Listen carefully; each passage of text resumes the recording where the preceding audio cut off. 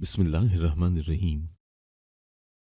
रात के पिछले पहर मुझे महसूस हुआ था जैसे कोई सरगोशियों में मेरा नाम पुकारा हो। मैंने जल्दी से आंखें खोल दी। सामने मेरी अम्मी का चेहरा था जो कि आंसुओं से तर था। मैं घबरा कर उठ बैठी और बोली, अम्मी क्या हुआ है आपको? आप रो क्यों रही हैं? सब ठीक तो है ना? अम्मी ने नफ़ी में सर हिला दिया और बोली, कुछ भी तो ठीक नहीं है ना। यूं समझो कि हम दोनों माँ बेटी पर बड़ा कड़ा वक्त आ गया है। मैं बोली, अम्मी पहेलियां मत बुझवाएं, जो कहना चाहती हैं साफ साफ कह दे। अम्मी बोली, तुम नज़ीर को जानती हो ना? मैंने इस बात में सर हिला दिया और बोली, अम्मी आप हमारे अस्तबल के मुलाजिम का जिक्र कर रही हैं ना? अम्मी ने इस बात में सर हिला दिया और बोली, तुम्हारा बाप उसके साथ तुम्हारी शादी करना चाहता है। मैं अम्मी की बात समझ ना पाई थी। एक तो सर पर नींद सवार थी और फिर अम्मी ने बात भी तो बड़ी अजीब सी कर दी थी। मैं बोली, आप ये क्या कह रही हैं अम्मी? मुझे कुछ समझ नहीं आया। अम्मी बोली, मैं जो कुछ भी कह रही हूँ सच ही कह रही हूँ। अब तुम्हें अल्लाह का वास्ता है, अपने बाप की बात मान लेना, उसके हुक्म के आगे सर झुका लेना। मैं बोली, अम्मी आप कैसी बातें कर रही हैं? अब्बू मेरे लिए ऐसा कभी भी नहीं सोच सकते। तब अम्मी की हिचकी बन गई थी। वो कहने लगी, मैं तो खुद हैरान रह गई थी। आज रात ही यासिर ने मुझसे ये बात की थी। वो तो मुतमईन होकर सो गए, मगर मैं ना सो सकी।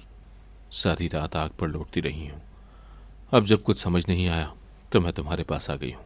नीलम, सुबह तुम्हारे अब्बू तुम्हें शादी की नवीद सुनाएंगे। तुम उनके आगे सर झुका देना। मेरी तरबियत पर आंच मत आने देना। घर में किसी को भी ये कहने की हिम्मत मत देना कि तुम एक खुद सर लड़की हो। मैं बोली, अम्मी एक मुलाजिम के साथ शादी कैसे कर सकती हूँ मैं? अम्मी कहने लगी, जो नसीब में होता है वो होकर ही रहता है। नसीब का लिखा कोई भी नहीं टाल पाया है। इतना कहकर अम्मी मेरे कमरे से बाहर निकल गई थी, जबकि मैं सोचूं में गुम बैठी रह गई थी। मुझे तो अम्मी की किसी बात पर भी यकीन नहीं आया था। यूं लग रहा था जैसे वो कोई भयानक ख्वाब देख कर आई हूं या फिर नींद में ही मेरे पास आ गई हूं। यह कैसे मुमकिन था कि गांव के चौधरी की बेटी की शादी एक मुलाजिम से कर दी जाए? दरअसल हम लोग एक गांव के रिहायशी थे। हमारा गांव कदरे तरक्की याफ्ता है। यहाँ पर बिजली की सहूलत भी मौजूद है और इंटरनेट की भी। स्कूल भी मौजूद है और ज़रा से फासले पर मौजूद शहर में कॉलेज भी है।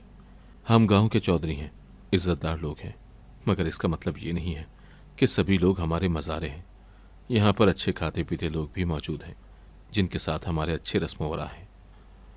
ऐसे में अब्बू मेरी शादी एक मुलाजिम से करके अपनी नाक नहीं कटवा सकते थे।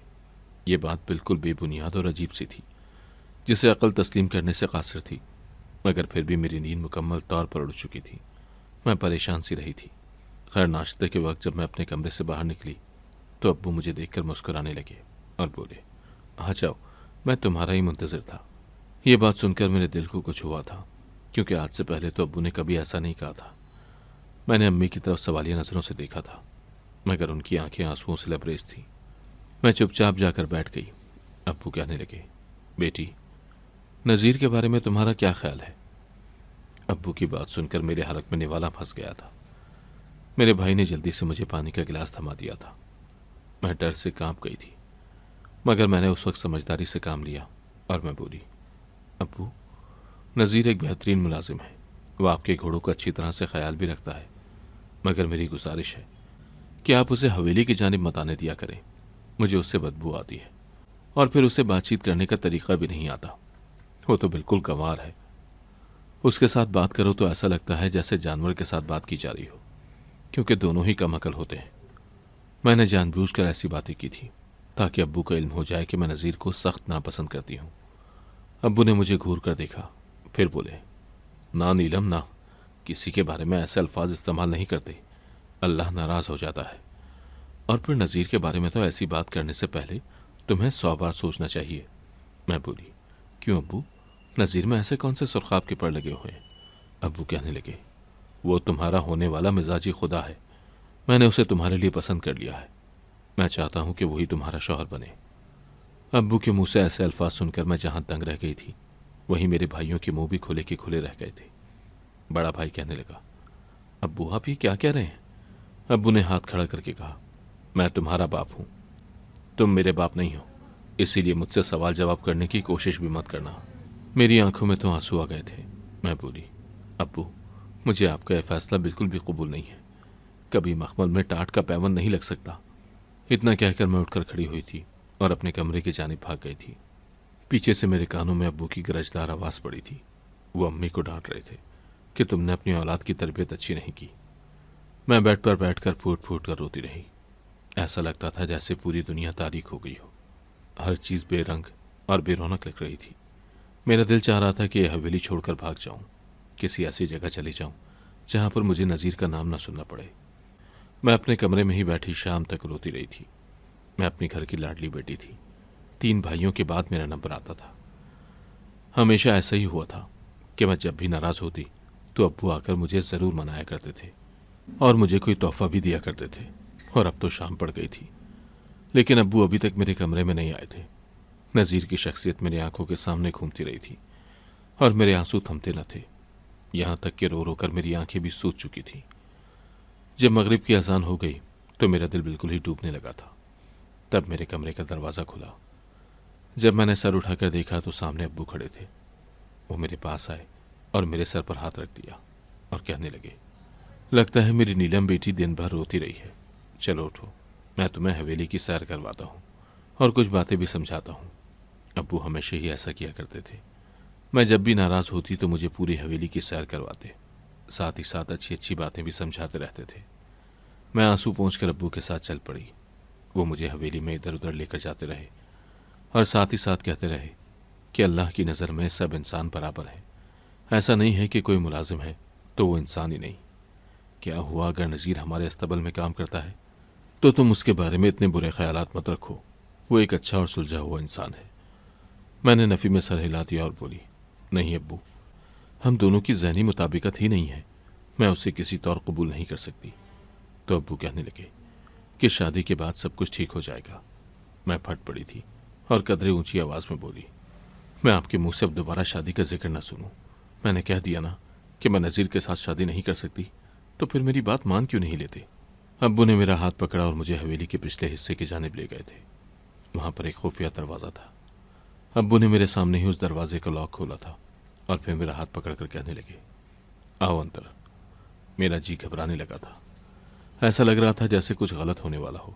फिर मैंने सोचा कि औरत का इस दुनिया में सबसे बड़ा मुहाफिज उसका बाप ही होता है। बाप के होते हुए मेरे साथ कुछ भी गलत नहीं होगा। इसीलिए मैं अब्बू के साथ उस कमरे में चली गई थी। वहां तहखाने की जानिब जाती हुई सीढ़ियां थी। मैं उससे उतरती हुई नीचे चली गई। वहां एक दरवाज़ा था। अब्बू ने दरवाज़ा खोला और फिर मुझे एक कमरे में ले गए। वो तंगो तारीख सा कमरा था। वहां खड़े होकर मेरा दम घुटने लगा था। वहां ना तो कोई रोशनदान था और ना ही कोई खिड़की। अब्बू कहने लगे, ये कमरा कैसा है। जो लफ्ज़ मेरे मुंह से निकला था वो ये था कि अब्बू, ये कमरा नहीं है, ये कब्र है। अब्बू ने सर हिलाया और कहा, हाँ ये कब्र है। तुम्हारी फुप्पो की कब्र भी इसी कमरे में है। मेरे दिल को कुछ होने लगा था। मैं बोली, अब्बू बाहर चलें, मेरा जी घबरा रहा है। अब्बू कहने लगे, पहले मेरी बात तो सुनो। तुम्हारी एक फुप्पो हुआ करती थी, उसका नाम उल्फत था। वो 24 बरस की हो गई थी। मेरे अब्बू ने उससे कहा कि मैं तुम्हारी शादी फलां गाँव में करना चाहता हूँ। तो उसने मेरे बाप के सामने सर उठाकर इनकार कर दिया था और कहा था कि मैं शादी नहीं करना चाहती। तो अब्बू ने उसे इस कमरे में बंद कर दिया। मेरी बहन इस कमरे में पूरे 30 बरस जिंदा रही और तुम 20 सेकंड में ही हिम्मत हार गई हो। तुम सोचो, मेरी बहन ने यहाँ पर 30 साल कैसे गुजारे होंगे। यहाँ पर उसे नींद कैसे आती होगी, खाना पीना कैसे खाती होगी। हमारे ख़ानदान में जो औरत भी सरकुशी करती है उसको यहीं पर कैद कर दिया जाता है। मेरी नीलम, मैंने तुम्हें बहुत नाजों से पाला है। मैंने तुम्हें बहुत मोहब्बत दी है। मैं नहीं चाहता कि तुम्हें इस कमरे में बंद करूं। इसीलिए मेरे बच्चे, शादी के लिए इनकार मत करो। नज़ीर के साथ रहना इस कमरे में रहने से 100% बेहतर है। मैं अपने कानों पर एतबार नहीं कर सकती थी। क्या ये मेरा बाप था जो मुझे धमकी दे रहा था कि वो मुझे जिंदान में बंद कर देगा। मैं बिल्कुल चुप हो गई। तो अब्बू मेरा हाथ पकड़कर मुझे बाहर ले आए थे और फिर मेरे कमरे में मुझे छोड़ गए थे। मैंने अपने कमरे में आकर लंबे लंबे और गहरे गहरे सांस लिए थे। मुझे तो उस जिंदान में जाकर ऐसा ही लग रहा था कि मेरी सांस बंद हो गई हो। अम्मी मेरे पास आई थी। मैं रो रही थी। अम्मी कहने लगी, बेटी, तुम्हारे बाप ने तुमसे क्या कहा। मैं बोली, अम्मी उल्फत कौन थी। अम्मी ने जब मेरे मुंह से ये नाम सुना तो वो फूट फूट कर रोने लगी थी। उन्होंने मेरे सर पर हाथ रखा और कहने लगी, वो बड़ी मजलूम औरत थी। अल्लाह दुश्मन को भी वो दिन न दिखाए जो उसने अपने सगे बाप और भाइयों की वजह से देखे थे। ये बातें सुनकर मेरा दिल बैठने लगा था। मैं बोली, अब्बू ने मुझसे कहा कि अगर मैंने नज़ीर से शादी ना की तो वो मेरे साथ भी उल्फत जैसा ही सुलूक करेंगे। ये बात सुनकर अम्मी की आंखें फटी की फटी रह गई थी। अम्मी ने अपने सर से दुपट्टा उतारकर मेरे कदमों में रख दिया था और कहने लगी, बेटा, तुम्हें खुदा का वास्ता है, नज़ीर से शादी कर लेना। वो इतना बुरा नहीं है जितना वो कैद खाना बुरा है। मैं चुप कर गई थी और अब मेरे सब्र का इम्तिहान शुरू होने वाला था। अगले दिन अब्बू ने कहा कि अगर नीलम ने नज़ीर के साथ शादी न की तो वो अम्मी को तलाक दे देंगे। यानी अब्बू ने मुझ पर ज़िंदगी इस कदर तंग कर दी थी कि नज़ीर के साथ शादी करने के अलावा मुझे और कोई चारा नज़र ही नहीं आ रहा था। मैं बड़ी मजबूर हो गई थी। मैंने अपने बड़े भाई से बात की तो वो रोने लगा था। उसने कहा, नीलम, मैं सर की बाजी लगा देता लेकिन ये शादी न होने देता, मगर मैं अपनी माँ को इस उम्र में तलाक का दाग सहते हुए नहीं देख सकता। मेरी बहन, मैं मजबूर हूँ, मुझे माफ़ कर देना। मेरे मझले भाई ने भी मुझसे माजरत कर ली थी और छोटा भाई तो किसी गिनती में नहीं आता था। यानी अब इस दुनिया में मैं बेयारो मददगार हो चुकी थी। इसलिए मैंने अब्बू के फैसले पर सर झुका दिया था, लेकिन दिल नहीं झुकाया था। मेरे दिल में बगावत पनप उठी थी। मुझे अपने बाप से नफरत हो गई थी, लेकिन फिर मैंने नज़ीर के साथ शादी कर ली। अब्बू ने मुझे एक अलहदा घर ले दिया था, यानी मुझे सर्वेंट क्वार्टर नहीं जाना पड़ा था। मेरे अंदर गुस्से का एक लावा दहक रहा था। जैसे ही शादी की पहली रात नज़ीर मेरे सामने आकर बैठा तो मैंने अपने अंदर का सारा गुस्सा उस पर उतार दिया था। उसने जैसे ही मेरा घूंघट उठाया, मैंने उसको धक्का देकर बेड से नीचे गिरा दिया था और चीख कर बोली थी कि तुम मेरे मुलाजिम हो। मुलाजिम की हिम्मत कैसे हुई कि वो मेरे साथ बेड पर बैठ सके? तुम्हें इतना इल्म होना चाहिए कि मुलाजिम हमेशा ज़मीन पर बैठते हैं। आज के बाद तुम मेरे रूबरू बैठने की हिम्मत भी मत करना, नहीं तो मैं तुम्हें अपनी हवेली के भूखे कुत्तों के सामने फेंकवा दूंगी। नज़ीर मुझे शिकवा कुना नज़रों से देखता रहा था। मैंने उसे अपने कमरे से ही निकाल दिया था। उससे कह दिया था कि तुम्हारी हैसियत मुझसे निकाह कर लेने के बाद भी एक मुलाजिम जैसी ही है। तुम मुलाजिम थे और मुलाजिम ही रहोगे। नज़ीर ने मेरे साथ किसी किस्म की कोई बहस नहीं की। वो चुपचाप उठकर बाहर चला गया था। मुझे अपने बाप पर बेतहाशा गुस्सा था। मैं हर वक्त कुड़ती रहती थी। मेरे साथ जो कुछ हुआ था ऐसा तो कभी किसी दुश्मन के साथ भी नहीं होता। न जाने मेरे अब्बू ने मुझे मेरी मर्जी के खिलाफ एक मुलाजिम के साथ कैसे ब्याह दिया था। आखिर ऐसे कौन से हीरे जवाहरात लगे हुए थे नज़ीर में जो अब्बू ने मेरी खुशी के मुतालिक भी नहीं सोचा था। मैंने भी सोच लिया था कि मैं अपना सारा गुस्सा नज़ीर पर उतार दूंगी। मैं उसकी ज़िंदगी जहन्नुम बना दूंगी। अब मैं सुबह शाम उठते बैठते हर वक्त नज़ीर को कोसने दिया करती थी, उसकी बेइज्जती किया करती थी, उसके साथ बहुत बुरा सलूक किया करती थी, मगर वो चुपचाप ही रहता और उसने मुझसे कभी बदतमीज़ी करने की कोशिश नहीं की। मेरा दिल हर वक्त घबराया रहता था। मैं खुद को बहलाने के लिए मोहल्ले में निकलने लगी थी, ये जानते हुए भी कि मेरे बाप ने मुझे कभी गांव में निकलने नहीं दिया था। उसने यही कहा था कि तुम बाहर निकलोगी तो कमज़ाद लड़कियों के साथ दोस्ती करोगी, जो कि हमारी शान के खिलाफ है। इसलिए तुम घर में ही बैठी रहो। अब मैं अब्बू का दिल जलाने के लिए अपने पड़ोसियों के घर जाने लगी थी। अब्बू की तरफ से मुझे अगले ही दिन पैगाम आ गया था कि बिला वजह अपने से नीचे लोगों के घरों में जाने की ज़रूरत नहीं है। तो मैंने भी बड़ा कड़ा सा जवाब अब्बू को भिजवा दिया था कि जब आप मेरी शादी नीच इंसान से कर सकते हैं तो मैं दूसरों के घरों में क्यों नहीं जा सकती। अब तो मैं डंके की चोट पर यहाँ वहाँ पूरे गांव में घूमने फिरने लगी थी। अब्बू मुझे रोकने की कोशिश करते तो मैं फ़ौरन कह देती कि मैं अपने शौहर की इजाज़त से आती हूँ, आपको मेरे मामलात में दखल अंदाजी करने की ज़रूरत नहीं है। यूं ही गांव में घूमते घूमते फिर मेरी नज़र काशिफ पर पड़ गई।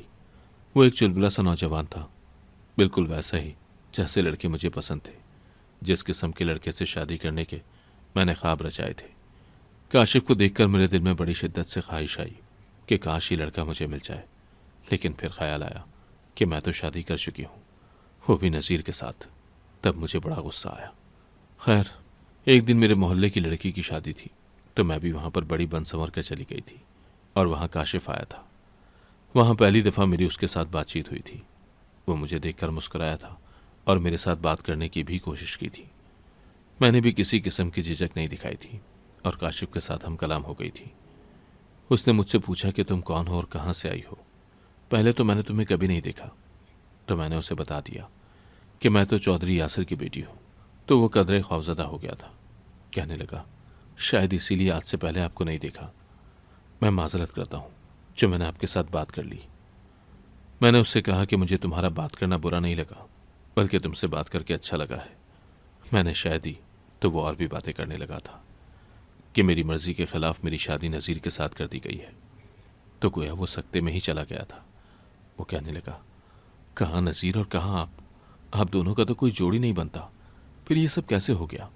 तब मैंने कहा कि अब्बू ने ही सब कुछ किया है और मैं आज तक नज़ीर को अपना नहीं सकी। यूं ही बातों बातों में हम दोनों ने एक दूसरे के साथ नंबर एक्सचेंज कर लिए थे और फिर हम एक दूसरे के साथ बातें करने लगे थे। मुझे काशिफ के साथ मोहब्बत हो गई थी और काशिफ ने भी कुछ इसी किस्म के जज्बात का इजहार किया था। मैं तो 7वें आसमान पर पहुंच गई थी। फिर उसने मुझसे कहा कि आप मेरे साथ शादी कर लें। मैंने झट से हाँ कह दी थी। अब सारा मसला था नज़ीर से तलाक लेने का।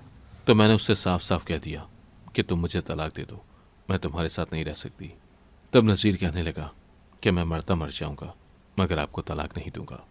ये बात सुनकर तो मैं गुस्से से पागल हो गई थी और मंसूबे बनाने लगी थी कि कैसे नज़ीर से जान छुड़वाऊं। फिर मैंने एक प्लान बनाया और उसी शाम रोती धोती हुई अम्मी के घर चली गई थी। शादी के बाद पहली दफ़ा मैं मैके गई थी। अब्बू को जब पता चला तो अपने सारे काम काज छोड़कर मेरे पास आ गए थे। वो बहुत खुश दिखाई दे रहे थे। मुझसे कहने लगे कि तुम जैसी बेटी अल्लाह हर किसी को दे। तुमने मेरा मान रखा था नज़ीर के साथ शादी करके। मैं तुमसे बहुत खुश हूँ। तब मैं बोली, अब्बू मेरी खुशी की किसी को परवाह नहीं है। अब्बू कहने लगे, क्यों, क्या हुआ है बेटी? तब मैं बोली, अब्बू मैं उम्र भर औलाद की नेमत से महरूम रहूंगी और मैं कभी कोई खुशी नहीं देख पाऊंगी। अब्बू कहने लगे, अल्लाह ना करे कि ऐसा हो, तुम ये सब क्यों कह रही हो? तब मैं फूट फूट कर रोने लगी और बोली कि मेरा शौहर बांझ है, मैं उसके साथ नहीं रहना चाहती। मगर मुझे इल्म है कि जैसे आपने पहले कभी मेरी कोई बात नहीं सुनी, आज भी आप मेरी बात नहीं सुनेंगे और मुझे धुतकारेंगे। अब्बू का मुंह खुले का खुला ही रह गया था। वो कहने लगे, तुम ये सब क्या कह रही हो, ऐसा कैसे मुमकिन है? तब मैं बोली, मैं जो कुछ कह रही हूँ बिल्कुल ठीक कह रही हूँ। मेरा शौहर सच में बांझ है। आप क्या चाहते हैं अब मुझे बता दें। मेरा साथ देना चाहते हैं या फिर मैं उम्र भर नज़ीर के साथ ही रहूं? मगर इस बार मुझे लगा था जैसे मेरी सुन ली गई हो। फिर मैं अपने घर वापस चली गई थी। अगले ही दिन अब्बू मेरे घर आए थे और नज़ीर से कहा था कि मेरी बेटी को तलाक दे दो। ये बात सुनकर तो मैं खुशी से उछली पड़ी थी, मगर नज़ीर ने साफ साफ इनकार कर दिया था और कहने लगा कि मैं आपकी बेटी को तलाक नहीं दूंगा। तब अब्बू उसे साइड पर ले गए थे। न जाने अब्बू ने उससे क्या कहा कि नज़ीर ने वापस आकर मुझे तलाक दे दी थी। मैंने तो कभी ख्वाब में भी नहीं सोचा था कि यह इस कदर आसानी से हो जाएगा। खैर अब्बू मुझे तलाक के बाद अपने साथ ही हवेली लेकर आए थे। वहीं पर रहकर मैंने अपनी तलाक की इद्दत पूरी की थी। अब्बू मेरी वजह से परेशान रहने लगे थे कि मुझसे कौन शादी करेगा, क्योंकि मेरे माथे पर तलाक याफ्ता का टैग लग चुका था। तब मैंने काशिफ से कहा था कि मेरा रिश्ता ले आओ। वो मेरा रिश्ता ले आया तो अब्बू ने रिश्ता कबूल कर लिया था और यूं मेरी दूसरी बार काशिफ के साथ शादी कर दी गई थी। मैं बेइंतहा खुश थी। काशिफ के साथ ज़िंदगी बेहतरीन लगने लगी थी। वो बहुत ही अच्छा इंसान था। हम दोनों की खूब बनती थी। मगर फिर शादी के 2 माह बाद ही मुझ पर यह हकीकत आश्कार हो गई थी कि काशिफ एक निकम्मा इंसान है। वो बिल्कुल भी कोई मुलाजमत नहीं करता। वो अपने छोटे छोटे खर्चे के लिए भी मेरे सामने हाथ फैलाता था और मैं उसकी मोहब्बत में उसे पैसे दे दिया करती थी। फिर मेरे पास जो पैसे थे वो भी ख़त्म हो गए तो काशिफ को मैं अपने जेवरात देने लगी थी। वो जब भी मुझसे पैसों का सवाल करता तो मैं उसे कभी अपने सोने के झुमके दे देती, तो कभी अंगूठी, कभी एक कंगन उतार कर उसके सामने कर देती, तो कभी गले से सोने का हार उतार कर उसे दे दिया करती थी। वो मुझसे बड़ा राज़ी रहता था और उठते बैठते मेरी तारीफ़ें किया करता था और मुझसे कहा करता था कि मैं इस दुनिया का सबसे खुशनसीब इंसान हूँ जो मुझे तुम जैसी बीवी मिली है। मैं उसकी तारीफ़ों में ऐसी खोई रहती थी कि कभी ये सोचा ही नहीं कि आखिर काशिफ इतने पैसों का करता क्या है। खैर आहिस्ता आहिस्ता मेरे पास जितने भी पैसे थे वो भी ख़त्म हो गए और जेवरात भी ख़त्म हो गए थे। लेकिन अब भी वो हर वक्त मुझसे पैसों की डिमांड किया करता था। मैंने उसे साफ साफ कह दिया था कि मेरे पास जो कुछ था वो सब मैंने तुम पर वार दिया, अब तुम खुद कोई कामकाज तलाश करो। तो काशिफ कहने लगा कि मैंने चौधरी की तलाक याफ्ता बेटी से ऐसे ही शादी नहीं की। अगर मैंने ही मुलाजमत करनी थी तो क्या मैंने तलाक याफ्ता औरत से शादी करनी थी? मुझे कव्वाली लड़कियों की कोई कमी थी क्या? ये बातें सुनकर तो मेरे सपनों का शीश महल टूट कर रह गया था। मेरी आंखों से आंसू बहने लगे थे। लेकिन काशिफ को खुश रखना मेरी मजबूरी बन चुका था। मैंने काशिफ के लिए अब्बू से पैसे मांगना शुरू कर दिए थे, लेकिन फिर वो भी कब तक मेरा साथ देते। 1 साल के बाद अब्बू ने कह दिया था कि आज के बाद हम तुम्हें कोई चीज़ नहीं देंगे, तुम्हारा शौहर ही तुम्हारा खर्च उठाया करेगा। ये बात सुनकर काशिफ ने मुझ पर हाथ उठाया था। उसने मुझे बहुत मारा था और कहने लगा था कि मैं तुम्हें तलाक दे दूंगा, लेकिन मैं उसके पांव पड़ गई थी। चंद दिन गुजरे थे कि एक रात काशिफ अपने साथ 4 लड़के ले आया था और मेरे सामने कहने लगा, नीलम, मैं तुम्हें जुए में हार चुका हूं, अब तुम एक एक दिन इन लड़कों के साथ रहोगी, लेकिन तुम फिक्र मत करना, ना तो मैं तुम्हें तलाक दूंगा और ना ही मैं तुम्हें छोड़ूंगा। तुम मेरे पास वापस आ जाना तो मैं तुम्हें पहले से ही मोहब्बत और इज्जत दूंगा। ये बातें सुनकर मैं थर थर कांपने लगी थी। मैंने जब उन लोगों की जानिब निगाह की तो उनमें से एक नज़ीर भी था। तब नज़ीर कहने लगा, नीलम, अब पता चला कि तुमने मुझे किस किस्म के इंसान के लिए छोड़ा था। अब तो सबसे पहले तुम्हें मैं ही अपने घर लेकर जाऊंगा। तुम मुझसे बहुत घिन खाती थी ना, अब मेरे सामने आवाज़ भी बुलंद नहीं कर सकोगी। तो मैं फूट फूट कर रोने लगी थी और बोली, नसीर, मुझे बताओ, मेरे बाप ने मेरी शादी तुम्हारे साथ ज़बरदस्ती क्यों कर दी थी? तब नसीर कहने लगा, क्योंकि तुम्हारे बाप ने बहुत बड़े जुर्म का इर्तिकाब किया था। वो खुद तो 61 साल का है, लेकिन उसने मेरी 15 साला बहन के साथ ज़बरदस्ती निकाह कर लिया था। और वो जब चौधरी के बच्चे की माँ बनने वाली हो गई तो मैंने चौधरी से कह दिया था कि मैं आपकी ये हरकत सोशल मीडिया पर वायरल कर दूंगा और फिर आपको सज़ा से कोई नहीं बचा सकेगा। बस इसी वजह से चौधरी डर गया था। उसने मेरे सामने हाथ जोड़ दिया और कहने लगा कि खुदा के वास्ते तुम ऐसा मत करना, मैं अपनी बेटी की शादी तुम्हारे साथ कर दूंगा। ये बात सुनकर तो मैं सकते में ही आ गई थी। खैर, नज़ीर मुझे घसीट कर अपने साथ घर ले गया था। ये घर बड़ा खस्ता हाल था। मैं तो बेतहाशा घबराई हुई थी। मैं तो कभी ख्वाब में भी सोच नहीं सकती थी कि मेरे साथ ऐसा होगा। मेरे बाप ने मुझे एक मुलाजिम के साथ सिर्फ इसलिए ब्याह दिया था क्योंकि मेरा बाप खुद मुजरिम था, और फिर जिससे मोहब्बत की, जिससे ब्याह किया, उसने मुझे आगे बेच दिया था। मैं बड़ी परेशान थी। मुझे कुछ सुझाव ही नहीं दे रहा था कि मैं क्या करूं।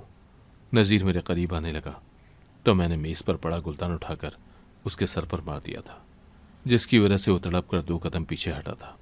लेकिन अगले ही लम्हे वो मुझे पकड़ने लगा तो मैं वहां से भाग गई थी। मैं खेतों और फसलों से होती हुई शहर की सड़क की जानिब आ गई थी। शुक्र है कि नज़ीर मेरे पीछे नहीं आया था। मुझे कुछ समझ नहीं आ रहा था कि मैं क्या करूं। लेकिन फिर मैंने शहर में कदम रखा और अल्लाह का नाम लेकर बैतुल अमान में चली गई थी।